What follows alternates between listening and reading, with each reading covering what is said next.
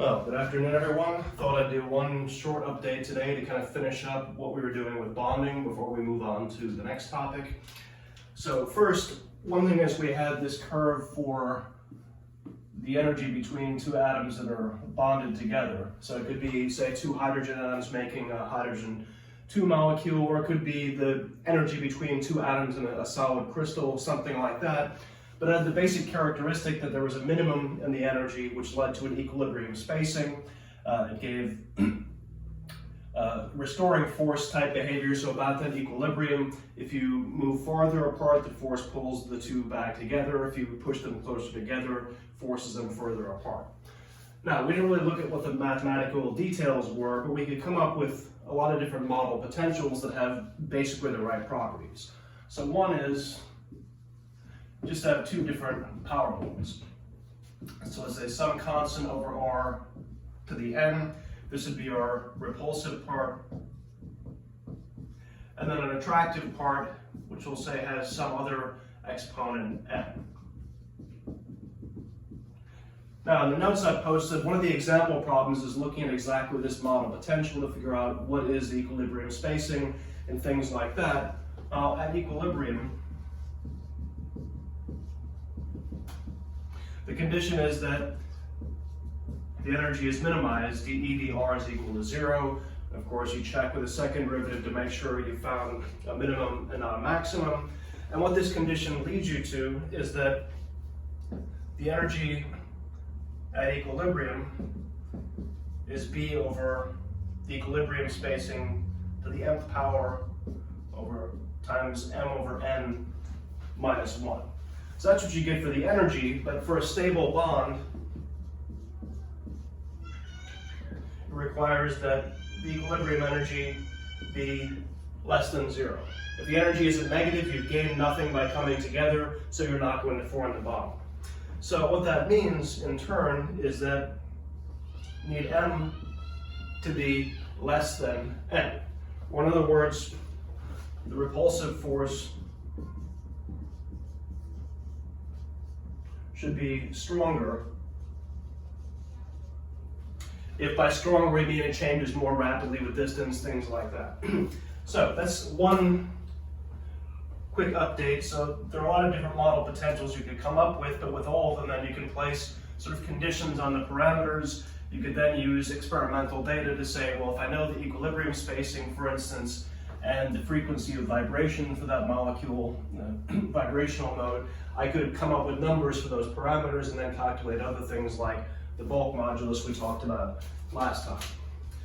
Now, a little bit more about bond types. Ionic bonds we've talked about the most part because they're relatively simple. One thing becomes positive, one becomes negative, and then they stick together. But let's look at a little bit more detail. If I take a sodium chloride crystal, this is a cubic crystal with alternating positive and negative charges. So we have something that looks like this.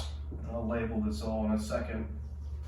Where I'd say have a positive, negative, positive, negative, positive, negative, and so on. And they form a three-dimensional cubic crystal. Obviously, I'm just taking one slice of it here because it's hard to draw in 3 dimensions, but along any given, let's say, one leg of the cube, it would go plus, minus, plus, minus, plus, minus, and so on. Now, if we look at only pairs of charges,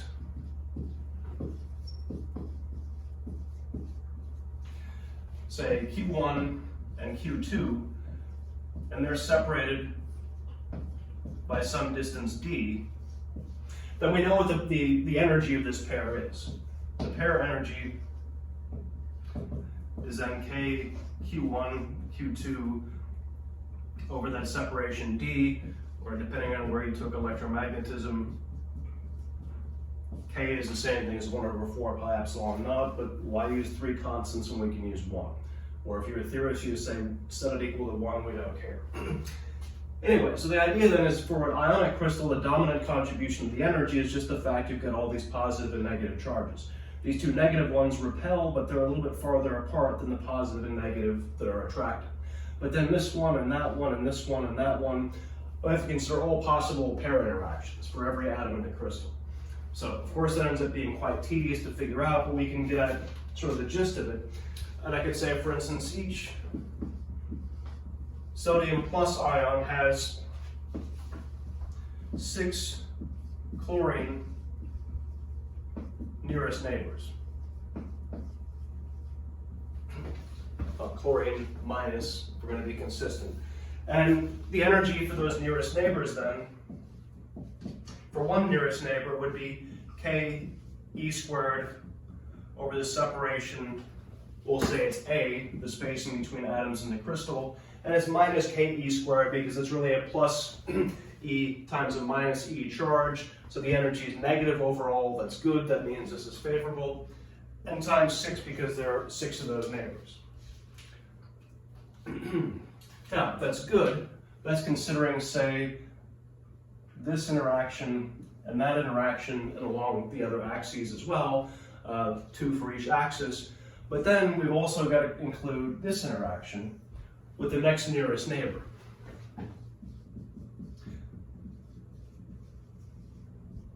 That turns out to be unfavorable. We've got a positive and a positive, so the energy of the next nearest neighbors is now plus Ke squared. The distance is a root 2. You can convince yourself of pretty easily. And the problem is now there are 12 next nearest neighbors. So if I add up just the nearest neighbors and then the next nearest neighbors, this is actually unfavorable so far. It's not looking very good. But now we've got 8 next nearest neighbors, Cl minuses at a root 3, and so on, and you add up all those numbers. So that's a lot to do, but eventually you figure out what that sum looks like. And what it starts to look like, and it converges very, very slowly, but it does converge, is something like minus Ke squared over A, and this is just our pair energy of 2 charges separated at the characteristic spacing of our crystal, and then constant terms which account for all of this business. 6 at a distance of 1, minus 12 at a distance of root 2, plus 8 at a distance of root 3, and so on. But basically this part is 1, just a number, and it's only dependent on the crystal geometry. So basically, once you figure that out for the cubic lattice that sodium chloride has, you figure it out for all cubic crystals of that type. You can do it for hexagonal crystals, whatever. It just turns out to be kind of a pain. So this is our energy at equilibrium. And it turns out in general, it always works out that the equilibrium energy of the crystal is minus some constant times the pair energy, where this is called the Madelung constant.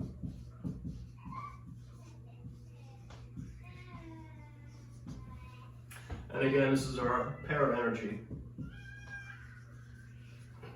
And it turns out for sodium chloride, if you do that sum, which is, well, like a lot less tedious now with computers, but if it only depends on the crystal, you only ever have to do it once.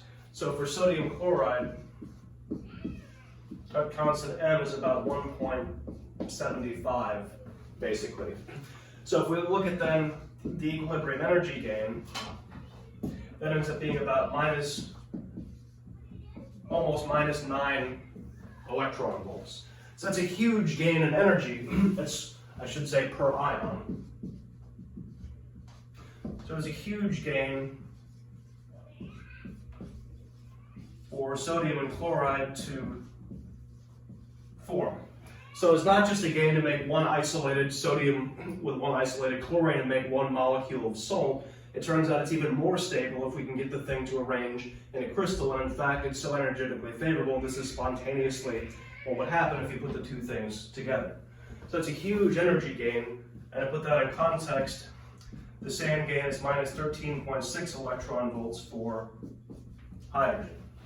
So it's quite a substantial gain in energy. What that means is salt is very, very stable. This means So very stable. Things with strong ionic bonding also tend to be very hard. Oops.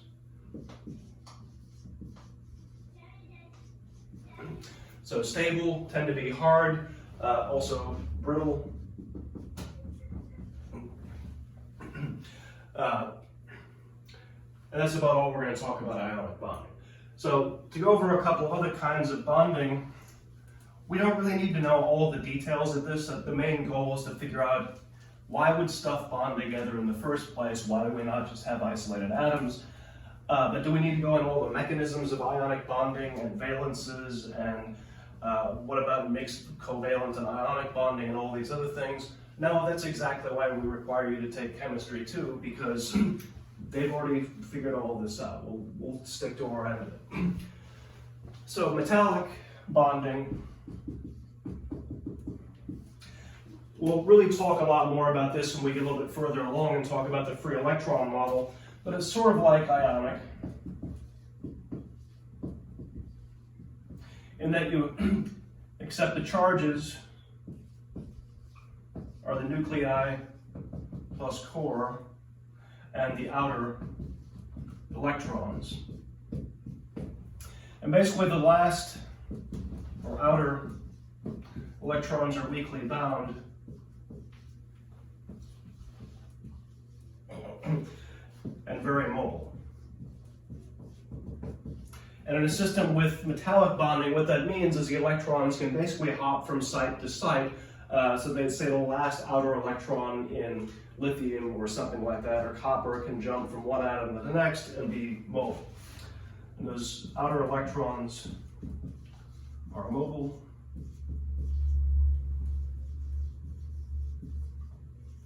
You can go from atom to atom. So basically it's like a lattice of positive charges representing the nuclei and the more tightly bound core electrons. There's sort of a sea of electrons floating around. Well, when the electrons are very mobile, that means a couple of things. So because they're mobile and can move around, that means one, we have generally good conductivity. So meaning if there is a temperature or electric field gradient, the mobile electrons flow in response. So if I make one end a little bit hotter than the other, we'll conduct thermal energy very, very well, so they tend to be good thermal conductors. If I make one side, if I have an electric field inside the material or between one end and the other, or make a small potential difference, I can make the electrons flow from negative to positive very easily, meaning it's going to conduct electricity. So metals also tend to be, for similar reasons, fairly ductile, and you know what the basic properties of metals are. Those are the things that have metallic bonding, surprisingly, metals. All right, on to the last part, covalent bonding, where again, we're going to appeal to the chemists who have much better explanations of all this, just kind of go through what is the basic idea, and then say, you know, this is what chemistry class is for. So a covalent bond, this is things like silicon, carbon, so obviously this is a very big deal. Silicon gives us geology and semiconductor technology. Carbon gives us all life, so this is a fairly important end of chemistry. And the idea is, so far, bonds are based on positive and negative charges attracting, at least in some fashion. What holds silicon or carbon together?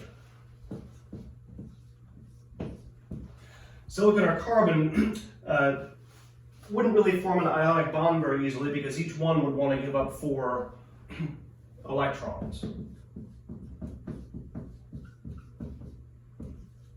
So if we need to lose 4 electrons, that's not likely to happen.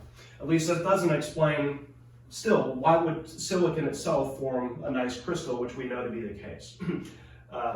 It's also the case that ionic bonds tend to give us stuff that's very nicely insulating. Metallic bonds tend to give us stuff that's very nicely conducting electrically.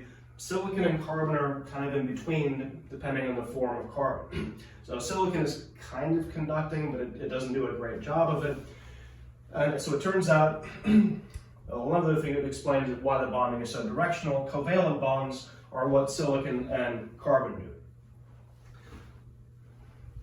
And the idea is sort of more like a sharing of electrons. So one idea is, if we appeal to our known to be totally incorrect sort of planetary model, we talked about this already, that if I have two hydrogen atoms, the distribution of the electron density is going to vary spatially. Some density will have to be in the middle to keep the two protons from seeing each other. Some will be on the outside. We could say also in our old language before we knew this was incorrect that there's one electron orbiting this one and one electron orbiting that one. So we have electrons around each atom, but not enough for a filled shell for both. So the electrons repel, but they also want to shield the proton, meaning they're already kind of sharing their time between the outside and the inside and distributing themselves. What this means, one, is the electron motion, or distribution is probably a better word, is correlated. So if you want to think about the density of one electron versus the other, what one does influences the other. If one electron tried to put all of its density right in the middle, the other one would have to arrange itself in a much more complicated way. So there's some sort of correlated thing that happens where there's some density in the middle and some on either side to optimize what we talked about earlier, the repulsion of the two protons being unfavorable versus putting too much negative charge density in the middle and having the electrons repel each other too. So the electron distribution is correlated between the two, and this is what happens when we have a covalent bond. The other idea is that both atoms are relatively unhappy only having one electron. Both would like two electrons.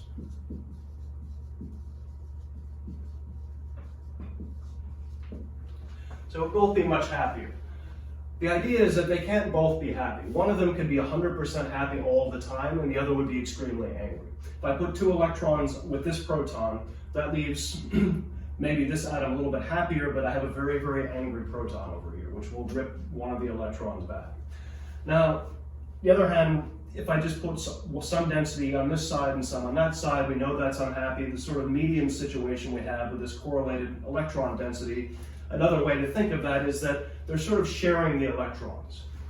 So the atoms share, so each is closer to a full shell. So this tends to happen in systems which would require way too many electrons to be given up or added to form a full outer shell. But if I have something like carbon, 1s2, 2s2, p6, or silicon,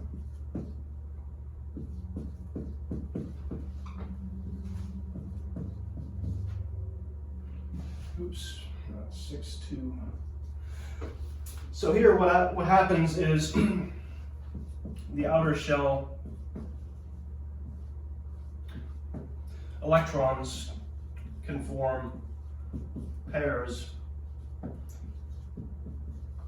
with neighbors. So it's even a little bit better than the situation with two hydrogen atoms, is that the two atoms share two electrons, and sometimes it sort of looks like they've got an outer shell. What happens is here I've got 4 outer electrons. So if this silicon gets with 4 other silicons, collectively they can share their 4 outer electrons, and each one will look a little bit closer to having a completed outer shell.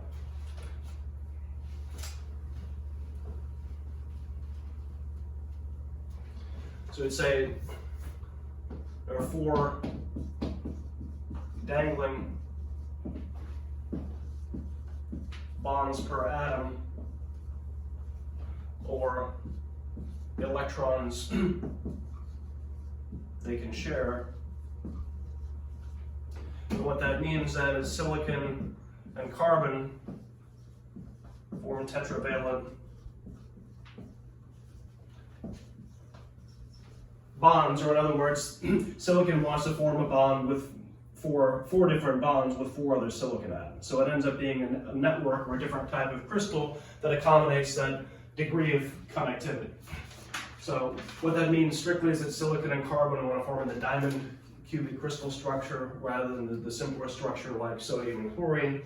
What this also means is that the bonding is very directional.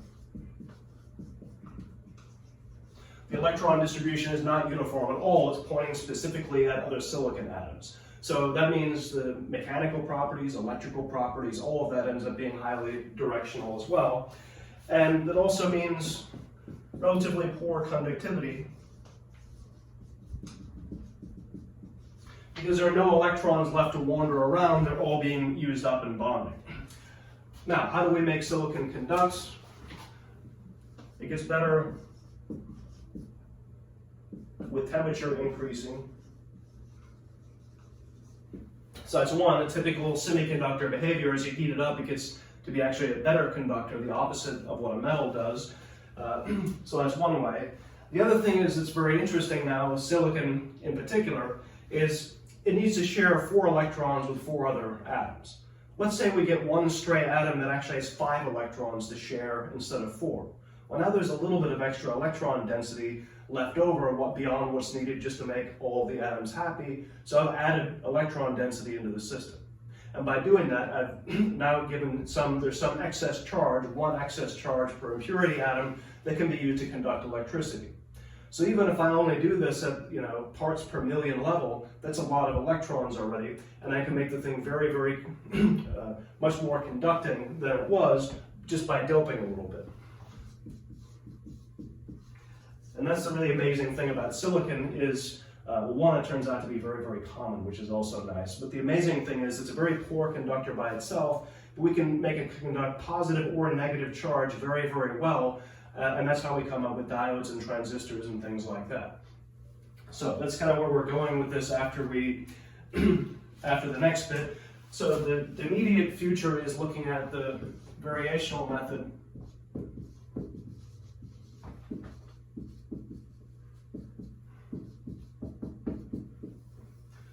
Which is a very slick idea, which is very mathematically intense, unfortunately.